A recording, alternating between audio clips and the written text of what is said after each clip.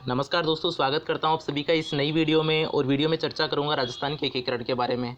राजस्थान के एकीकरण का टॉपिक आरपीएससी, राजस्थान कर्मचारी चयन बोर्ड, दोनों ही परीक्षाओं, दोनों ही की जितने भी परीक्षाएं होती हैं ना, चाहे पटवार हो, ग्राम सेवक हो, अपना पुलिस भर्ती परीक्षा हो, सबके लिए इम्पोर्टेंट है। इस वीडियो से आपको 2 या 3 क्वेश्चन आपके एग्जाम में मिल जाएंगे। और आज की वीडियो से 10 या 15 मिनट की जो अपनी वीडियो है उसमें आपके कम से कम भी 50 से 60 क्वेश्चन तैयार होने वाले हैं। और क्वेश्चन ऐसे तैयार होने वाले हैं कि आप उनको कभी भी नहीं भूलेंगे। तो शुरुआत करेंगे राजस्थान के एकीकरण में। जो 7 चरण हैं उनको 1 बाय 1 अपन डिस्कस करेंगे। सारे के सारे चरण आपको इतने बढ़िया तरीके से समझाए जाएंगे। साथ में ये जो स्टडी मटेरियल है जो आपको दिख रहा है यहाँ पे, ये आपको पीडीएफ की फॉर्म में अवेलेबल करवा दिया जाएगा। तो प्रथम चरण से शुरुआत करेंगे। सबसे पहले राजस्थान के एकीकरण का प्रथम चरण लेंगे यहाँ पे। तो प्रथम चरण की बात करेंगे यहाँ पे। जो प्रथम चरण कब हुआ, तो पहला चरण शुरू हुआ था 18 मार्च 1948 को। 18 मार्च 1948 से राजस्थान का एकीकरण की शुरुआत की जाती है। और उसका जो नाम रखा जाता है वो रखा जाता है मत्स्य संघ रखा जाता है। मत्स्य संघ में 4 जिले शामिल किए जाते हैं, अलवर, भरतपुर, धौलपुर, करौली, यानी इन 4 जिलों को मिलाकर आपका मत्स्य संघ बनाया जाता है।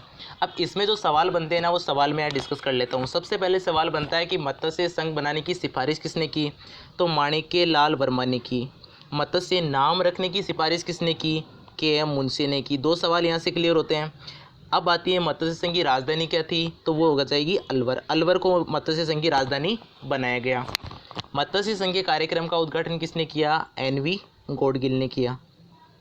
इसके अलावा इसका राज प्रमुख बनाया गया, वो बनाया गया उदयभान सिंह को। उदयभान सिंह कौन थे, अलवर के धौलपुर के महाराजा थे। इसके बाद में आते हैं इसका प्रधानमंत्री किसको बनाया गया, प्रधानमंत्री बनाया गया आपका सुबाराम कुमावत को। ये सारी की सारी बातें आपको यहाँ पे मत्स्य संघ के बारे में याद करनी है। मत्स्य संघ को अपन खत्म करते हैं। यहाँ पे सारी चीज़ें मैं वापस रिपीट कर देता हूँ। 4 जिले तो यहाँ पे अलवर, भरतपुर, धौलपुर, करौली हो जाएंगे। सुझाव दिया था वो माणिक्य लाल वर्मा ने दिया था। नाम रखने का सुझाव दिया था के.एम. मुंशी ने दिया था। उद्घाटनकर्ता एन.वी. गौडगिल हो जाएंगे यहाँ पे। और प्रधानमंत्री हो जाएंगे सुबाराम कुमावत। और राज प्रमुख हो जाएंगे उदयभान सिंह। और इसके अलावा हो जाएगी राजधानी हो जाएगी अलवर हो जाएगी। इसके बाद में प्रथम चरण कंप्लीट करने के बाद द्वितीय चरण की बात करें तो यहाँ से यहाँ तक जाने के अपने को 7 दिन लगे, यानी 7 दिन। 18 मार्च से अपन ने दूसरा चरण कब शुरू किया, 25 मार्च 1948 को दूसरा चरण यहाँ पे शुरू कर दिया गया। दूसरे चरण में क्या किया गया, 9 रियासतों को मिलाया गया। 9 रियासतें कौन कौन सी थी, कोटा, बूंदी, झालावाड़, बांसवाड़ा, टोंक, प्रतापगढ़, शाहपुरा, किशनगढ़, डूंगरपुर और कुशलगढ़ जो बांसवाड़ा की तहसील है। तो ये 9 रियासतों को मिलाकर क्या किया गया, द्वितीय चरण की शुरुआत की गई। अब द्वितीय चरण क्या सबसे बड़ी बात है, उद्घाटन किसने किया, जो एन.वी. गौडगिल जिन्होंने प्रथम चरण का उद्घाटन किया, उन्होंने सेकंड चरण का उद्घाटन यहाँ पे किया था। अब इसकी राजधानी जो यहाँ पे अलवर राजधानी थी वो अब यहाँ पे तो अलवर राजधानी थी और यहाँ पे राजधानी हो गई कोटा। तो द्वितीय चरण में जो बना अपना पूर्वी राजस्थान बना, पूर्वी राजस्थान संघ बना। पूर्वी राजस्थान क्यों वो कहते हैं इसको, कि कोटा और ये सारे के सारे जिले किस में आते हैं, पूर्वी राजस्थान की तरफ आते हैं, इसलिए इसका नाम रखा गया पूर्वी राजस्थान। तो द्वितीय चरण कब से कब तक था, द्वितीय चरण आपका 25 मार्च से शुरू हुआ था। नाम रखा गया पूर्वी राजस्थान संघ। और उद्घाटनकर्ता एन.वी. गौडगिल हो जाएंगे और राजधानी हो जाएगी कोटा। और 9 रियासतों को इनमें ये मिलाया गया। ये बातें तो यहाँ पे क्लियर होती है। उस टाइम पे कोटा के महाराज राज प्रमुख थे भीम सिंह। भीम सिंह ने क्या एक प्रस्ताव दिया कि इसको हाड़ौती संघ का निर्माण किया जाए, इन सबको मिलाकर क्या बनाया जाए, हाड़ौती संघ बनाया जाए। इसी समय क्या था, कुशलगढ़ जो तहसील है बांसवाड़ा में, बांसवाड़ा के राज प्रमुख ने कहा, का एक स्टेटमेंट आता है, ये एग्जाम में बहुत बार पूछा जाता है, ये आपको ध्यान में रखना है। उन्होंने ये कहा कि मैं अपने डेट वारंट पर हस्ताक्षर कर रहा हूँ। तो महाराजा चंद्रवीर सिंह का स्टेटमेंट क्या आता है, मैं अपने डेथ वारंट पे साइन कर रहा हूँ। ये आपका द्वितीय चरण से स्टेटमेंट आता है, इसको आपको रट लेना है। और चंद्रवीर सिंह आपके थे वो बांसवाड़ा के राज प्रमुख थे। तो इस तरह से अपन द्वितीय चरण को समाप्त करते हैं। द्वितीय चरण में आपको थोड़ी सी वापस रिवाइज करवा देता हूँ। उद्घाटनकर्ता दोनों में सेम हो जाएंगे, राजधानी कोटा हो जाएगी, प्रधानमंत्री गोकुल लाल असावा हो जाएंगे और राज प्रमुख हो जाएंगे भीम सिंह। 9 रियासतों को मिलाया गया, 25 मार्च डेट थी और पूर्वी राजस्थान संघ इसका नाम दिया गया। और एक स्टेटमेंट आपको इसमें याद रख लेनी है, मैं अपने डेथ वारंट पे साइन कर रहा हूँ, ये दिया था अपने चंद्रवीर सिंह ने दिया था। ये बातें यहाँ पे द्वितीय चरण की होती है। अब बढ़ते हैं तृतीय चरण की ओर।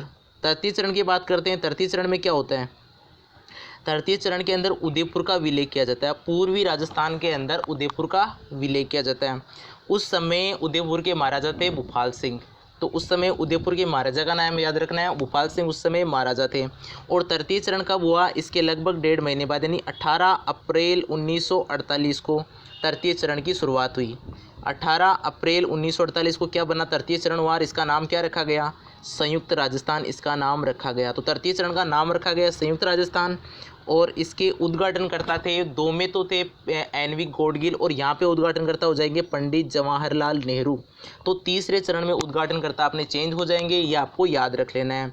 और राजधानी भी यहाँ पे चेंज होती है, अलवर से बनी कोटा, कोटा से बन जाएगी उदयपुर। तो तीसरे चरण में राजधानी क्या हो जाएगी, उदयपुर हो जाएगी।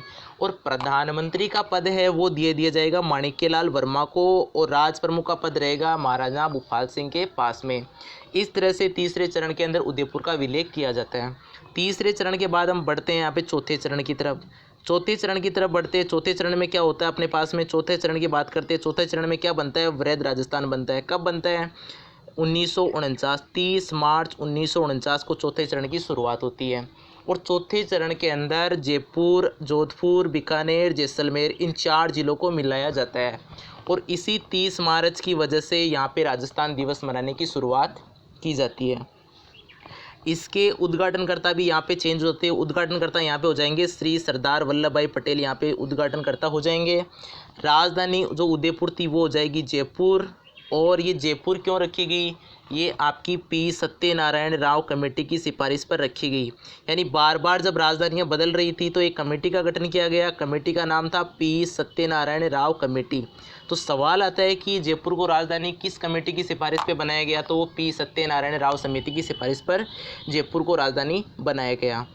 अब यहाँ पे क्या होता है कि जयपुर के जो राज प्रमुख बनाए, इसका जो राज प्रमुख बनाया गया वो बनाया गया सवाई मान सिंह को। महाराजा प्रमुख भोपाल सिंह को ही रखा गया।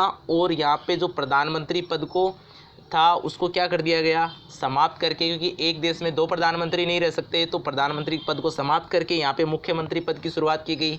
और हीरालाल शास्त्री जो प्रधानमंत्री थे उनको क्या बना दिया गया, मुख्यमंत्री यहाँ पे बना दिया गया। ये बातें आपको यहाँ पे याद रखनी है। तो यहाँ पे किस पोस्ट का ख़त्म हो जाती है, प्रधानमंत्री पद यहाँ पे ख़त्म हो जाता है। चौथे चरण में प्रधानमंत्री पद ख़त्म हो जाता है और यहाँ से मुख्यमंत्री पद की शुरुआत हो जाती है। तो इस तरह से चौथे चरण में आपको याद रखना है। 4 तो अपने जिले हो जाएंगे, जयपुर, जोधपुर, बीकानेर और जैसलमेर। 30 मार्च 1949 हो जाएगा और नाम हो जाएगा वृहद राजस्थान, ये आपको याद रखना है। उद्घाटनकर्ता श्री सरदार वल्लभ भाई पटेल हो जाएंगे, राजधानी जयपुर हो जाएगी। और जिस समिति की सिफारिश पे बनी वो है पी सत्यनारायण राव समिति, ये आपकी समिति हो जाएगी। राज प्रमुख याद रखना सवाई मान सिंह होंगे, महाराजा प्रमुख भोपाल सिंह होंगे और आपके मुख्यमंत्री पद हो जाएगा वो हो जाएगा पंडित हीरालाल शास्त्री। अब बढ़ते हैं यहाँ से चौथे चरण के बाद बात करते हैं यहाँ पे 5वें चरण की तरफ बढ़ते हैं। 5वें चरण की ओर बढ़ते हैं। तो 5वें चरण में क्या होता है, 5वें चरण कुछ भी नहीं होता है, क्योंकि डेट का डिफरेंस देखो, यहाँ पे अपना 30 मार्च था, यहाँ पे 15 मई, यानी लगभग 1.5 महीने के बाद में 5वां चरण शुरू होता है। 5वें चरण के अंदर मत्स्य संघ को वृहद राजस्थान के अंदर मिलाया जाता है। क्या मिलकर किया जाता है, 5वें चरण का बस एक ही मकसद होता है। 5वें चरण में छोटा सा काम किया जाता है, वो किया जाता है वृहद राजस्थान को यानी वृहद राजस्थान में मत्स्य संघ को मिला दिया जाता है। राज प्रमुख सवाई मान सिंह द्वितीय रहेंगे, सीएम आपके हीरालाल शास्त्री रहेंगे और भोपाल सिंह महाराजा प्रमुख रहेंगे और राजधानी जयपुर रहेगी। इसमें कुछ भी चेंज नहीं किया गया, केवल मत्स्य संघ को मिलाया गया। तो 5वां चरण एकदम सिंपल है। 5वें चरण में एक ही बात याद रखनी है, मत्स्य संघ को मिलाया गया बस। छठे चरण की बात करते हैं। छठा चरण आता है। छठे चरण के अंदर क्या होता है, इसके अंदर जो वृहद राजस्थान था अपने, उसके अंदर सिरोही जिले का कुछ भाग तो राजस्थान में मिलाया जाता है और सिरोही का जो कुछ भाग देलवाड़ा और आबू पर्वत ये बम्बई प्रांत को दे दिया जाता है। तो सिरोही का कुछ भाग तो राजस्थान में मिला दिया जाता है, देलवाड़ा और आबू पर्वत का भाग है ये बम्बई प्रांत को दे दिया जाता है।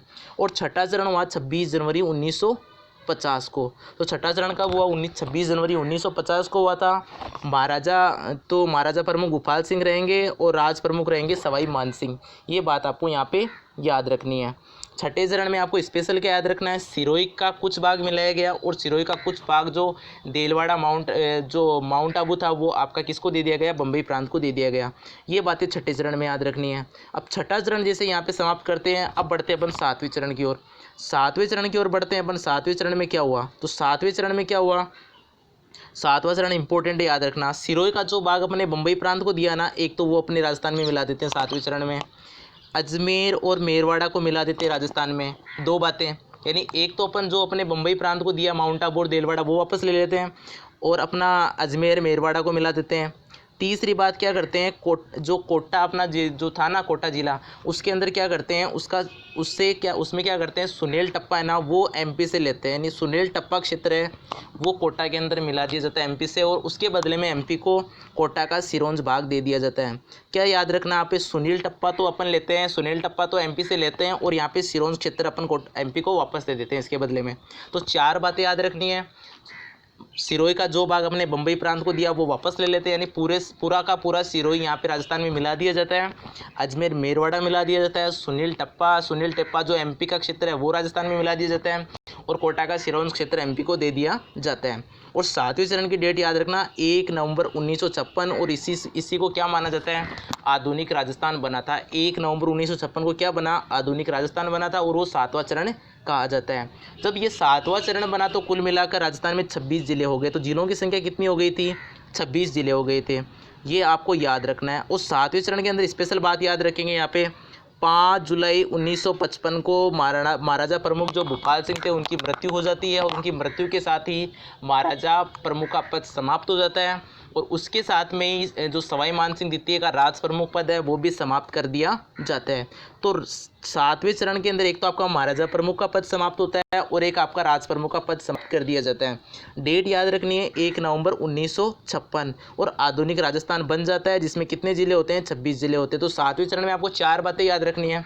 सिरोही पूरा मिलाते हैं, अजमेर मेरवाड़ा मिला देते हैं, सुनील टप्पा अपन एमपी से लेते हैं और कोटा का सिरोंज क्षेत्र एमपी को दे देते हैं। इस कुल मिलाकर यहाँ पे जो अपने 7 चरण होते हैं ना, इन 7 चरण को पूरा करने में 8 साल 7 माह और 14 दिन का समय लगता है, यानी 8 ईयर 7 महीने और 14 दिन का समय यहाँ पे लग जाता है। ये कुल मिलाकर राजस्थान का एकीकरण यहाँ पे समाप्त हो जाता है। अगर इसी वीडियो को आप किसी टॉप चैनल पे जाके देखोगे ना, आपको 1 घंटे या 2 घंटे में मिलेगी, और इतनी इन्फॉर्मेशन आपको 2 घंटे में भी वहाँ पे नहीं मिल पाएगी। इसलिए मैंने क्या किया, यहाँ पे आपको समराइज़ करते हुए राजस्थान एकीकरण का वीडियो इसलिए रखा है, थोड़ा इंटरेक्टिव इसलिए बनाने की कोशिश की है ताकि आपका राजस्थान जीके में इंटरेस्ट पैदा हो सके। अगर आपने राजस्थान जीके को नहीं पढ़ा है ना तो आप सिलेक्शन को भूल जाना, चाहे राजस्थान का आप कोई भी एग्जाम दो। तो इसलिए आपको राजस्थान जीके पढ़ना शुरू करना होगा। रोज़ अपनी क्लासें होगी राजस्थान जीके के, छोटे छोटे टॉपिक यहाँ पे करवाए जाएंगे। राजस्थान के एकीकरण के 60 से 70 क्वेश्चन आज अपने यहाँ पे क्लियर हो चुके हैं। वीडियो को बार बार देखना। पीडीएफ का लिंक मैं डिस्क्रिप्शन बॉक्स में डाल दूंगा, तो आप वहाँ से पीडीएफ डाउनलोड कर लेना। 12 से 13 घंटे के अंदर अपने, यानी अगले 24 घंटे तक आपको इस पीडीएफ का लिंक मिल जाएगा, तो आपको ये पीडीएफ आपको प्रोवाइड करवा दी जाएगी। चार्ट को बार बार देखना, क्वेश्चन याद हो जाएंगे। वीडियो कैसा लगा कमेंट बॉक्स में जाकर बताना। क्या ये वीडियो आपको सही लगा, आपको कितना समझ में आया, कितने क्वेश्चन आपको वीडियो देखने के बाद में याद हुए, क्या आपको ऐसे और वीडियो की ज़रूरत है, ये आप यहाँ पे कमेंट करके बता सकते हैं। इसके अलावा अपनी लाइब्रेरी साइंस की स्पीड टेस्ट चलती है शाम को 9:30 बजे, वो लेना ना भूलें यहाँ पे साथ साथ में। और कमेंट ज़रूर करें। वीडियो अच्छा लगा तो चैनल को सब्सक्राइब करें, वीडियो को लाइक करें और साथ में नोटिफिकेशन का बेल आइकन भी दबा दें। तो आज की वीडियो को समाप्त करते हैं, कल फिर नई वीडियो के साथ मिलेंगे। तब तक के लिए जय हिंद, जय भारत, जय राजस्थान।